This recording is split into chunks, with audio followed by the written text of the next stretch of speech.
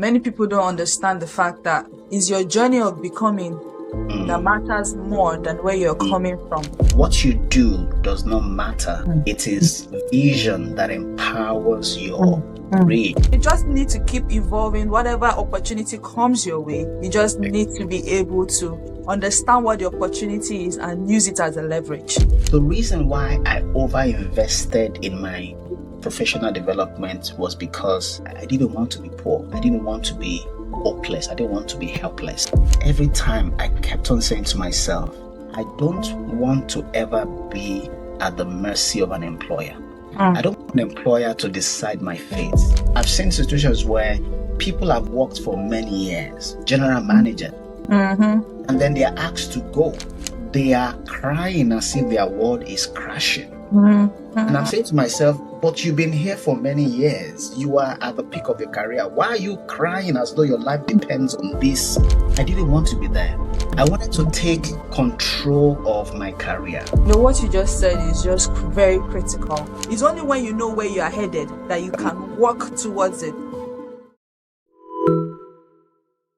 Welcome to the Mountains of Influence podcast. I am Abimbola Oliyide and I am thrilled to have you here. On this podcast, we have deep conversations with top-tier kingdom-minded professionals leading in the marketplace, uncovering the principles, challenges, and faith-driven strategies that have guided these leaders to not only excel in their field, but also use their influence for a higher purpose. For you, listening or watching, this means you have access to invaluable lessons on navigating your career with purpose, overcoming obstacles, and discovering how to integrate faith into your professional life. So don't forget to subscribe so that you will be the first to be notified anytime a new video drops. And please tell us in the comment section your mountain of influence. What do you do for a living? Thank you for watching. See you in the conversation. And today, I have with me Mr. Tunde Success Osideko. Is a highly accomplished professional in the area of human resources and an expert in leadership development, coaching, and entrepreneurship. He is the founder of Hudo Ratech Limited. I hope I got that right. And I can go on and on because Exactly, please don't. success is loaded with value. Welcome, Mr. Tunde Success. How are you today? Thank you so much. It's my pleasure to be here. Always a pleasure to share, be a blessing to the world. And thanks for inviting me. Thank you so much for coming. So we dive right in. People are so fascinated about the glitz and glamour, but then you're coming from somewhere. So first question that we usually ask on this podcast is, what does influence mean to you? Thanks for the question. I think influence is, straightforward. Influence is being able to make a change. And that change can either be in people, or it can be in circumstance, or it can be in an object. Once you're able to effect a change, that for me is influence. So you can influence a person, make them to change their mindset, change their behavior, change their orientation, or you can influence a situation or influence a thing. That is what we generally regarded as the currency of leadership, being able to make a change, because it will appear that people are unable to make a change by themselves, right? Or the concept of making a change, it's such a big concept, and someone's life cannot change without a change. Yeah, so because it's such a big concept, the question then becomes, how do you make the change to happen, right? It's either you do it internally, which is what we refer to as self-leadership, meaning you are influencing yourself, or it's done externally, meaning someone else is influencing you, right? But I also think that the concept of internal influence cannot exist on its own without external influence. If you decide to do something by yourself, something is actually influencing you. It's either you've read a book, you read a non-fiction book, you've listened to someone indirectly, or you even have a face-to-face direct interaction with someone. As a result of that, you decide to do something. That influence is still coming from outside, right? Mm. But generally speaking, my idea of influence is, being able to make a change, cause a change. Amazing. And you said something that struck me when you said influence is the currency of leadership, and of course, leadership is influence, but, just putting it that way, for you Mm, to be able to, because currency is like, value for exchange, like what do you pay for something? And, mm, just so profound. Like, yes, that's the currency of exchange. Influence is what you exchange to get people to actually get you to lead them. mm. That's so profound. So we have read your profile, Right. glitz and glamour. We see the Yeah. Harvard, we see the NCN, Yeah. we see the Warwick Business School, we see Yeah. the 4 books. But please, Oh, we have to say where you sorry. have gotten to. Where are you coming from? Oh my God. Yeah. Where are you coming from? Please, who is Tunde Success? Who are Yeah. you and what is your mountain of influence? Yeah. I mean, to be honest, I'm Hmm. such a hidden story. And I think God deliberately is hiding my story. And I believe that I'm on a journey. I think that God doesn't want to expose me prematurely, Hmm. because I'm still on that journey. But I know that my story will be unveiled positively by God at the right time. I was born in Lagos. I was born to a family of six, right? We're 4 kids, dad and mom making six. My dad was such a kind-hearted, generous, humble man, but he was a driver working with a bank in Nigeria. My recollection as a child, we were comfortable. My mom was a trader. When I was 10, my dad passed on. He was shot. Yes, sir. I think it was this year that my uncle, was telling me how he was mistakenly shot. Apparently, the assassin were not, gunning for him; they were gunning for his boss. So that incident changed the course of my life, Hmm. right? Because after that, things then became very tough, for my family. I was in primary school, and between primary school and secondary school, well, secondary school mostly, I Hmm. had to take care of myself, right? As a teenager, I had to fend for myself. I had to take responsibility for my eventuality. I had to be a man. I got involved in all sort of things, but thankfully, positive things. I doing all sort of things. I mean, in the school, I had we used to have different school clubs in Hmm. school at the time. And by the time I was in my SS2 going to SS3, I was elected as the president of almost all the clubs, about 14 clubs. Right? Only you. Wow. you know, I mean, that was how much influence that I had, as a Wow. child. Amazing. Of course, I was the senior prefect of the school, and all sort of things, right? By the time I finished from, secondary school, I started a business. I started a consulting business and a tutorial business. Wow. Uh, then I was working in an establishment. Right now, I'm doing a PhD. The seed to uncover knowledge, the seed to acquire information started far back Power in back. was in secondary school, because after I finished my secondary school, I actually in my mind discovered an alternative formula for solving probability problem in mathematics. Right? I Wow. was so excited that I wanted to get on radio to talk about it. I was trying to find out how Hmm. to present an idea, sort of things, right? At that time, so eventually I went through all of that, but of course life was tough because I was on the street, literally on the street, staying with friends, people just accommodating and all the likes. And eventually I got to university, and then my uncle, the one I mentioned, who was a professor at the University of Ibadan at the time, I get admission at the University of Ibadan, then took me in, and that's how I got back into a sheltered environment, Wow. right? So that has been my story. But you see, part of that story was that things were so difficult that at that time, in order for us to survive as a family. I'm the first boy. And I remember those times when I'll be hawking things on the streets and I'll still be, affirming myself. I'm just saying, the future is great. I'm gonna be great, and all the likes. That's the context of my growing up. I was exposed to the word. I navigated through life in different dimensions. And I'm so grateful to God for where I am today. I'm so grateful to God for my journey. So that's my story. I was so scared because I went to UI to study mathematics, right? I wanted to do engineering actually. I wanted to do petroleum engineering, but my cutoff mark for JAM wasn't high enough, so I was offered mathematics, and I didn't want to do it because I thought it was too simple, right? On one hand, but on the other hand, I felt that there was no future for mathematics. And I didn't want to be poor because I'd literally gone through it, You right? know that. Sorry. I just wanted to, that's crazy. The maths was too simple.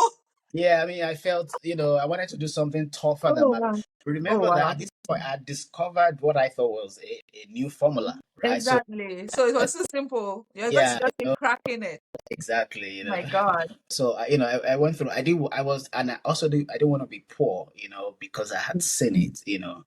In order for me to write JAM and SSCE, people in my secondary school, teachers mostly, had to contribute money, Wow. right? Because they said, I mean, the senior prefect cannot be exempted from these exams, Wow. right?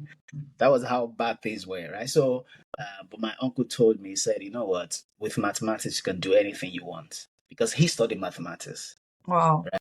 He studied mathematics and then ended up as a professor of economics, right? So it is up to you.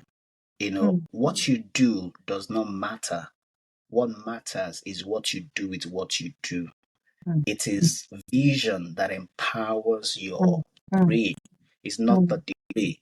You can study petroleum engineering, you could study medicine, you could study accountancy. Mm. It's nothing, Mm. right? Itself. It is how your vision of your Mm. possibilities empowers that degree. Mm. Mm. What counts. And I think that, for individuals or young people from Nigeria, for example, and even in the UK, right? Degrees are good, and I love to read. Degrees. I believe that one of the things that God used to change my life is the desire to learn. Mm. But those things are means to an end. They are not ending themselves.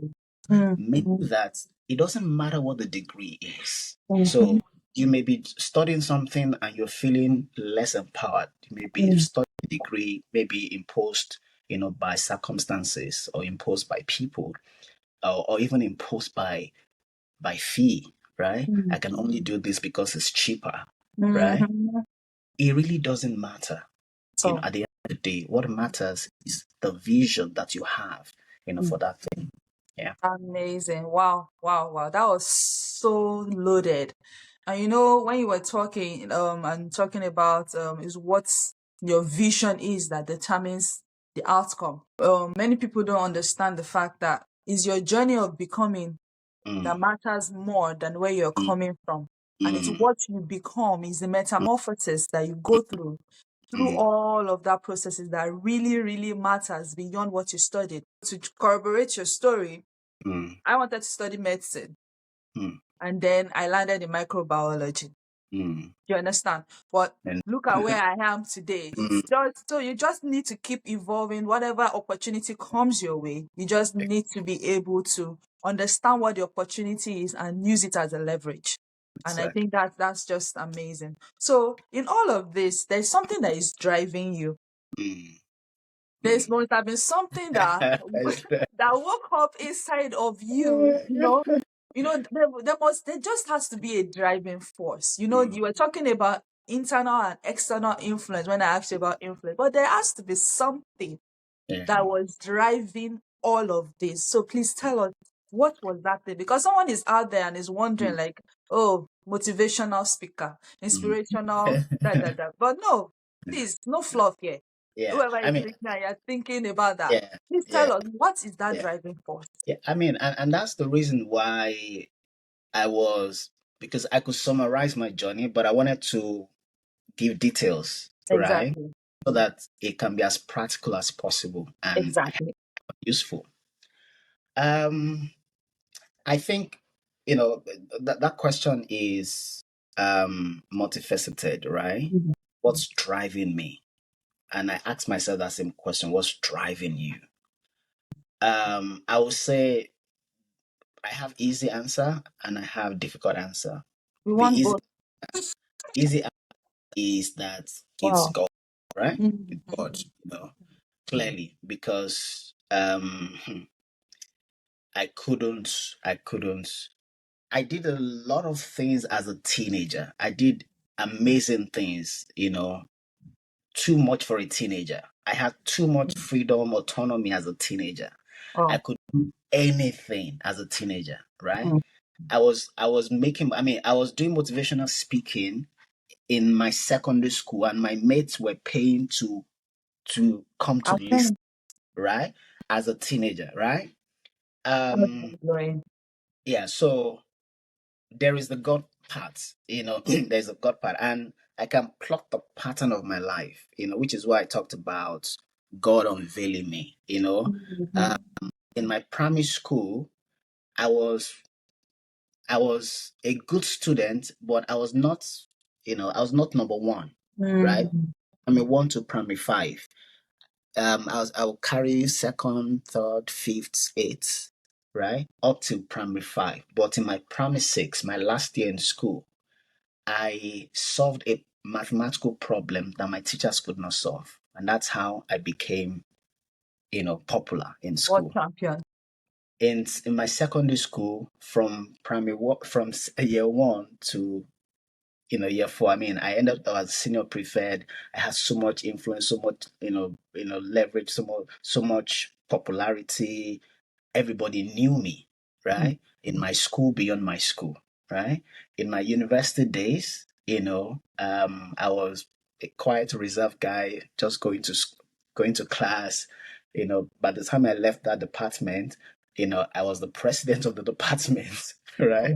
When I said I wanted to contest, people didn't believe it because they felt I was too quiet, right? And by the time I was leaving the department, I left money, for the next set, something that never happened before, Happened before. Wow. right? So I know there's a pattern, there's a pattern. And by the time I got to work, I started working. Mm. I started seeing amazing elevation and miracles, things that hadn't happened before. Mm. When I was I worked in a bank for about 2 years.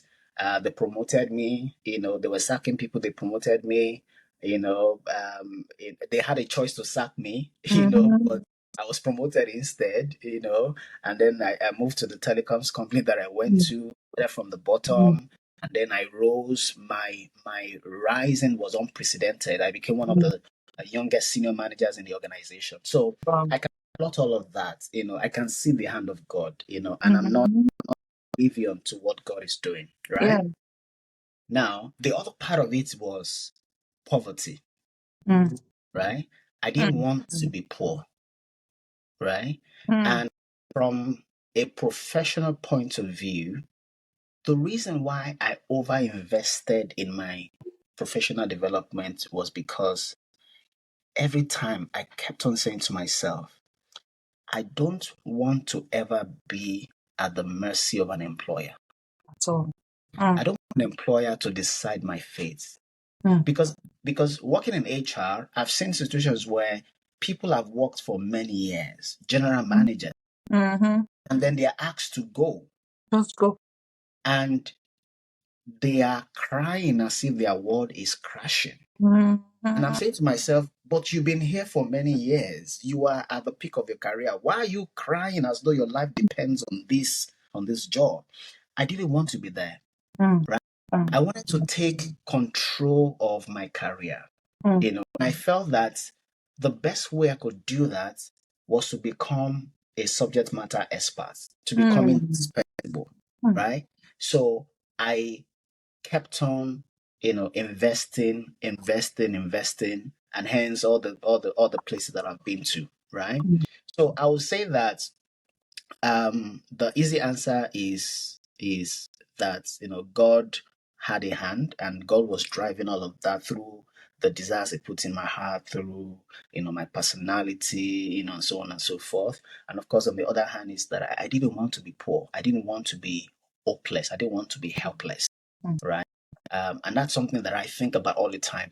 I did what is called strength. I'm a strength coach by Gallup.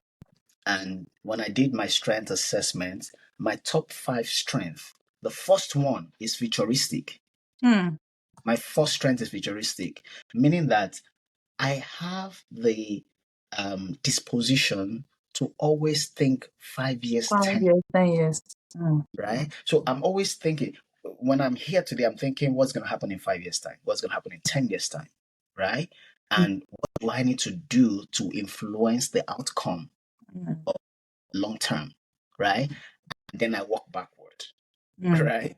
So that's what I would say has been my driving force. Amazing, amazing. And what you just said is just very critical, because not many people are able to think that far. And and I don't think you have to even, I don't think your strength even has to be futuristic for you to even have to actually think that far. And I think that is something that someone out there should take away. You need to be able to understand, because right now there's a whole lot of thoughts in my head, but it's just something that I need to just pull out from there. Like, whoever that is listening to this right now, you need to be able to understand that you need to be able to think far enough. Because even the Bible says it, as far as your eyes can see. So if your eyes cannot see beyond the next 1 month, or you can't see beyond the next 6 months, or beyond the next 1 year, then you need to ask God to open your eyes. Because it's only when you know where you are headed that you can walk towards it. Mr. Tunde's success story didn't just happen by happenstance. It didn't just happen because he left everything to chance. You can see the intentionality, the deliberate attempt to actually walk towards, I don't want to be poor, the deliberate attempt to actually be a subject matter expert, to be a thought leader, which is why he's actually on this podcast today. Because he has positioned himself, because it takes work to get to this point. You understand? And that was just so profound for me. And there was something that you said, and I'm sure someone out there is also curious about. They were sacking others. They retained you and promoted you. And that's that's a scripture in the Bible. When men are saying there's a casting down, I would say that there is a lifting up. And then you got into another space. You became the youngest senior manager. Please, what's the source? Cut soap for us, like they were saying. Yeah. It's for my colleagues, the way when I was working in a bank, the way the banking industry is structured in terms of career progression is that they promote you every year, right? At least they do promotion every year, right? At the time, I don't know about now. Expected. Because I was in banking for over a decade as well. Okay. I didn't realize that, right? Now, at the time, they'll promote people, maybe the number may not be, they may reduce the number, blah, blah, blah. When I moved into telecoms, it was a flat structure. And they told me, right? They said, guy, where you're coming from is different from here, right? Here, except your boss dies, except somebody leaves, right? Or there's a vacancy, you will not be promoted, right? So, are you sure you're ready for this? And I said, why not, right? Wow. It was 31st of December 2009, the last day of December, that I resumed, right, at the organization. Wow. And when I joined, I joined at entry level, literally. And I remember my boss who hired me said, I can see that you have a lot of energy, I hope that you will not get bored. Because I wanted the job, so I talked my way around it. And of course, one of the first things I had to deal with was boredom, right? Because in a multinational, unlike Nigerian bank, the roles are specified, right? Exactly. In a bank, you can be doing the job of three people, but in the organization that I worked for or with, the jobs were narrowly specified. Your job is this, and that's it, right? Mm. So I was getting bored, and one of the things that helped me was because in getting bored, I then decided to create value. I decided to go out of the box, right? And as a level, yeah, fresh, the entry level. For some reason, our boss left. She got another job, so there was a vacancy. And we were like three or four reporting into her. I was the youngest in the team, so I applied, but I didn't get in. One of my friends, my brother today, got the job. He became a manager, and then I was then supporting, and then he was moved out of the team because the team was the largest division Mm. for the organization, so they didn't want a new manager to handle a large team. That team was 30% of the whole organization, and they were Wow. engineers, right? So they didn't want a new manager to be handling the team, so they moved him out, brought in a new manager. They brought in a new manager who was already tired of the organization, and Mm. I was meant to work with him directly, right? So I was doing most of the work Mm. because the guy was tired, Mm. right? Now, what that did for me was that, which is also, I always tell people, it is the person that does the work that grows. Mm-hmm. So don't, people complain, oh, my manager is not doing anything, I'm the one doing everything. I love the opportunity to do everything. The guy gave me the free hand to do everything. So I was attending management meeting, I was coming up with ideas, I was just sharing with him, carrying him along. I know that was how I strengthened my capability within the organization. And, of course, he also left, an opening, showed up, I applied and I got the job. I know Wow. the interesting thing, even though I was a new manager, they didn't move me out of Mm. the team. They said, you know what, let's leave TS there, but let's support him from afar. So they assigned me a senior manager who was looking after, performance management for the organization to support me from afar, right? So, Mm. it came in, how you doing? So to sort of mentor me, Yeah. right? Now, when I then became a manager, the division, that division then got a new CTO, Mm. right? A new chief. So here was a new manager with the new chief that I had to support, and one of the strategic objectives that the CTO wanted to execute was an outsourcing project, Mm. the first of its kind in the organization. And a lot of organizations have tried outsourcing and failed. Mm-hmm. But she felt that there was a business case for this project. Now, the Mm. implication of that was that we're going to move about 40 or 30% of our workforce. Mm. We're going to move them to another organization, Wow. something that never happened before in the history of that organization, Mm-hmm. right? Because Mm-hmm. people would typically, once you join the organization, if you don't do anything wrong, you are assured of your job.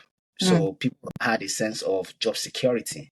Mm. But for the first time, you then come and say, oh, sorry, for something that is not a fault of yours, we are moving you away from this organization to another organization. So people Mm. didn't want to. People revolted, a lot of resistance. Mm. And I will sit in management meeting and then they will say, HR, how are you guys supporting us? And here was I, a new manager. And I say, I'll talk to my colleagues at the head office, the experts. Mm. And then after the meeting, I'll go to the expert and say, my division is going through a change. Please, can you support us? And at the time, I was told, we don't have the capability to support you, I mean, I wasn't getting kind of response that I You wanted. needed. Mm-hmm. But one of my mentors then told me about a change management certification. So I went to Italy, used Wow. my own money, went to Mm. Italy, got certified. Wow. And on that certification program, you were supposed to come to class with the problem you wanted to solve. So I took the problem of the organization to the class, and Amazing. Got and solution. and by the time I came back, I know the other thing was that before I went for this certification, I wrote an email to my HR bosses and my CTO saying, I'm going to acquire this capability to support you. Wow. So I Wow. wanted them to be vested in my journey, Hmm. right? And by the time I came back with framework, I came back with solution, I came back with what we're there to do. Pam pam pam. The guys at the head office, we brought them in, and I essentially led that change management project.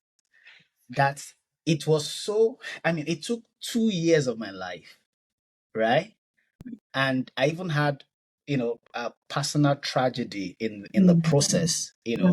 but it took 2 years of my life. But I had so much power, so much influence because I was a team lead, and we had different committees that I was leading, to the point that on one of the occasions we're having a meeting with a vendor. So we had two vendors who were that we worked with. Mm-hmm. On one occasion we're having a vendor meeting, and it was my birthday, Wow. and the CTO told everybody to stand up and sing happy birthday, to me. And then she said, this guy, and at that meeting my HR leaders were there. She said, this guy has not just done what an HR person should do. This guy has done more than what More an HR than person I'm should, required of him. you know. And I was so celebrated. Oh, eh, wow. And that gave my career a boost, and that was how, shortly after that, I was then moved to. So I had said, I thought about the future. I said, when I'm done with 9 to 5, what would I like to do? Mm. I like to do consulting as an HR person. What aspect of consulting would I like to do? Mm. I didn't want to do the easy consulting, HR recruitment, blah blah blah, because the harder it is, the more value there is. So I wanted to do something technical. And Mm. I looked at HR. I said, which aspect of HR is technical? The one that is very technical, Mm. that is close to the business, is performance management. Mm. Because in performance management, you're dealing with corporate priorities, corporate scorecard, your stakeholders are senior people, Yeah. right? Because the organization wants to succeed. The organization wants to perform. How do you do that? Through performance management. So I then started attending certification courses on performance management, Mm. even though I was an HR business partner. And then after the project, I went to Harvard, right, for a performance management, training. Mm. Now, remember that the person that was asked to mentor me when I became a manager was overseeing the performance management function. So by Mm. the time so before I went to Harvard, after the project, they moved me to performance, so I said I wanted to have a taste of performance in the organization, but I wanted to do job shadowing, Mm. right? I would be doing my current job, but I Yes, I also do. check out They call it what like externship. exactly, right? But for some reason, they said they wanted me to rotate into that role and leave my role, and I felt, oh my god, I felt that Like, was a conspiracy against me, right? I felt that people were jealous that wow. I was enjoying all the attention because I was at the height of Right glory, of so to it. speak, Like, right? the applause was loud. It was loud, so I was like, I mean, why would you want to move me away from there? I'm getting it here. That was how I even went to Wow. speak with my boss's boss to say, this is my concern. Why are you moving me to performance? I only said I wanted to shadow. I didn't want a job rotation. And my boss's boss said, TS, it's a short term. It's 3 months. Give it a shot. Right? And then whilst I was there, because the guy in performance he's been there for over 10 years. Right? Remember, it's a flat structure. Now, the guy said he was tired. He wanted to try something else. So they swap us, right? Oh. go and do business partnering while I was in performance. Whilst I was in performance for 3 months, there was a project from South Africa. They wanted to launch a new digital recognition platform, and they wanted to pilot with Nigeria. And recognition was within the ambit of performance. So yeah, it landed on my lap. And I executed that project so successfully that they flew me to South Africa to share knowledge with my colleagues from 22 countries. And after the 3rd month, they extended it by 1 month. Wow. And so at the end of the 4th month, I went back to business partnering, and the guy came back to his role. Then from there, I went to Harvard, right, to learn about performance. Now, the organization then decided that they wanted to elevate the role of performance in HR to senior manager, right? Now, typically, what they would do is elevate the role, elevate the person. But they felt that the person that was there was not capable enough at a senior manager level. So they threw the job open for people to contest. That was how I contested for the role, right? And then got the role. Wow. Now, talking about pattern, do you know that whilst I was at that organization, every 3 years, I was getting promoted, right? When I was an officer, 3 years after, I got promoted to a manager. 3 years after, I got promoted to senior manager, right? And when I didn't get promoted to general manager at the 3rd year, I knew that I needed to do something. And that was how I decided to distract myself, and go and get an MBA. Yeah. Wow. So that was the story of Wow. Oh my God. This, you just gave us a full master class on how to promote yourself without promoting yourself. Exactly. I was watching a conference the other day, and it was one of my senior colleagues from First Bank that was speaking. He said something so profound. He said, in the bank, it's expected every 1 year or 2 years you get promoted. Forget it. It's written in policy, but calibration, of course, and all of those kind of things would not make it happen. And in an environment whereby there are lots of people to promote, somebody would always have to wait for the other person to ascend. And like you said, some people need to move forward before you can move forward. You understand? But she said something so profound. She said, you want the organization to promote you, but have you promoted yourself? And in essence, what you were doing is you were promoting yourself. You were strategically placing yourself in positions where you will be seen, strategically asking questions, strategically going out of your way to solve a problem that the organization was having. I mean, it wasn't none of your business. It wasn't going to affect your salary. It was so successful that I got a board commendation. Wow. And they did something for me. They said I shouldn't tell anybody. Wow. Right? Wow. And I can't say it because I don't know who's going to listen to the podcast. But at least now we know that, I mean, that's to tell you how successful that outsourcing project was. Wow. And that happened because I took my own money. I took ownership of an organizational problem. And then I invested in solving it. That is how you promote yourself. Yeah. And that is how you outgrow a position that you have been placed in. That is how you grow out of the box. That is how you elevate. That is how you break the mold. That is how you outshine your colleagues. That is how you get promoted when others are being laid off. Let's take a little step back. Now that you look back on mathematics, what do you think about it? That's one of God's blessing to me. I'm grateful to God that jammed me.